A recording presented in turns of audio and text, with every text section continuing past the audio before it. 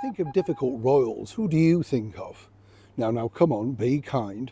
Yes, I mean, there's been a few, hasn't there, in their time. You know, when I think about it, the one that really shocked me growing up was, in fact, someone who I now greatly admire, but simply because it seemed really shocking at the time. And that is, of course, the Princess Royal, Her Royal Highness Princess Anne. And the reason why I was shocked by it, do you remember when she told a reporter or something like that to naff off? Do you remember that?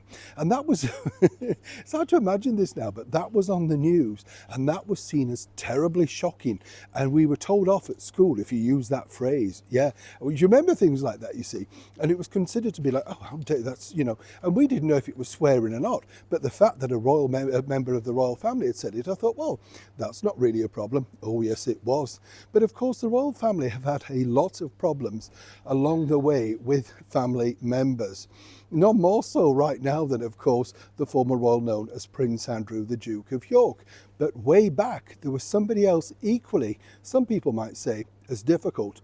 Pushy, yes, hard to believe as ever. Let me explain. Morning, chums, lovely to see you. Thank you so much for your time today. And do let me know, was there something at school that you were told off about like that? An innocent thing that you thought was fine, and then you go to school and suddenly, you know, and it was like a word out of a pop song, isn't it? When you see it on Top of the Pops on Thursday night, and you went back in, you're singing the lyrics, and the teacher says, "What's that?" And you think, what? You know, you've got no idea.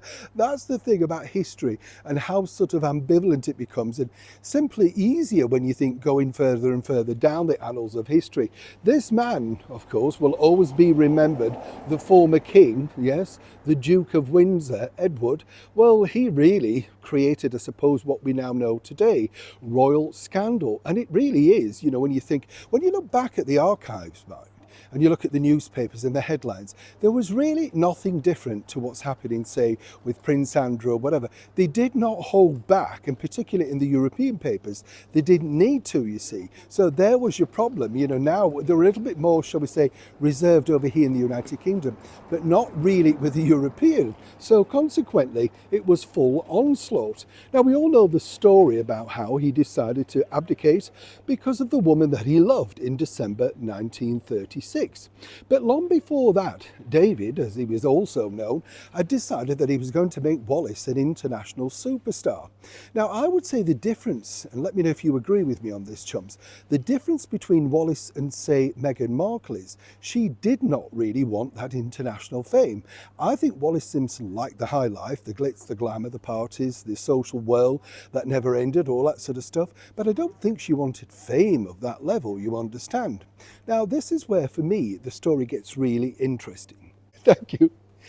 Before we go any further, can I just say a very big hello to Jim from Belfast, who very nicely just popped in to say hello. Nice to see you, Jim. Thank you as ever for your support. Let's get back now to your royal story of the day. Yeah, now this was interesting because, as I said, what I found funny about this was when you look deep into the annals of it all, right? The bottom line really was that he wanted to do something to make Wallis even more famous, probably than him. I don't really think he cared about himself too much. Now, if you think back, in 1932, that was the very first official BBC radio broadcast from His Majesty the King at the Sandringham Estate, with the speech put together by Rudyard Kipling, no less. As you can imagine, a big event, right? But by the time it got to the middle 1930s, David, Edward, the King, the Duke of Windsor, had decided that even that was now a little stuffy. Remind you of anybody?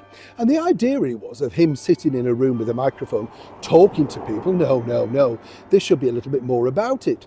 Now, it has been said that Edward was really, really vain and thought himself to be the very best looking royal, seemingly because he'd been called that by the society pages, and he sort of believed all of that sort of thing.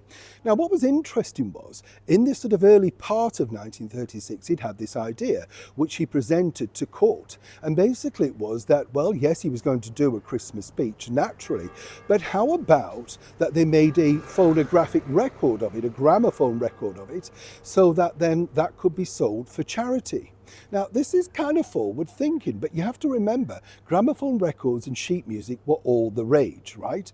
So he believed that in right through, say, to the end of January 1937, people would still want to buy this particular record, and it would become a collector's item.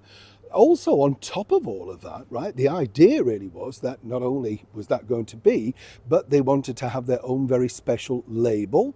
So this could have been anything from HMV, Columbia, RCA, that sort of thing. But the sleeve, the bag, had to have a picture of him and Wallace. And not only that, he even pondered whether Wallace should in fact be included in the speech, to say perhaps just a few words at the end to wish, of course, the country, the Commonwealth, the world a very Merry Christmas. You see how this reminds you of someone now? And when you think about how the story etched, well, of course, all this went to dust simply because once he decided that he had to quit to marry the woman that he lived, all of these ideas fell apart. But he never really lost sight of the fact that he felt medium of, the media was the new way to portray themselves forward. And right until the very end, he was always happy to pose for photographs and indeed appear on television like Edward R. Murrow's Person to Person. But right at the very start, when you think about it, he already had plans to make sure that he really did take charge of how the monarchy, a modernised monarchy, was going to be seen. As I said, remind you of anybody? Neil Sean in the very heart of London.